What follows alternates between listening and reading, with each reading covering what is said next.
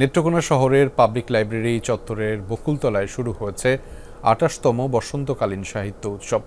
আরও খবর জানাতে আমাদের সাথে যুক্ত রয়েছেন সহকর্মী কামাল হোসেন। তার মাধ্যমে জানাবো সেখানকার সবশেষ তথ্যগুলো। কামাল, বসন্তকে ঘিরে নেত্রকোনার আর কি আয়োজন থাকছে, কি চলছে মূলত এখন আপনি যেখানে রয়েছেন সেখানে? যমুনা ইলেকট্রনিক্সের সুপার এক্সচেঞ্জ অফারে একের ভিতর ৩ পুরনো বদলে নতুন নিন যমুনা ইলেকট্রনিক্স।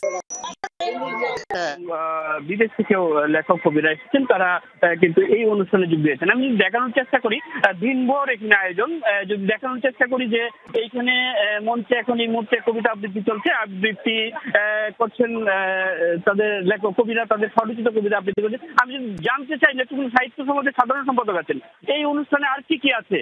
দিনভর কবিতা পাঠ হবে, আলোচনা হবে, সাহিত্যের তীর্থস্থান নেত্রকোনার সংস্কৃতিকে সমৃদ্ধ করার জন্য আমাদের আয়োজন।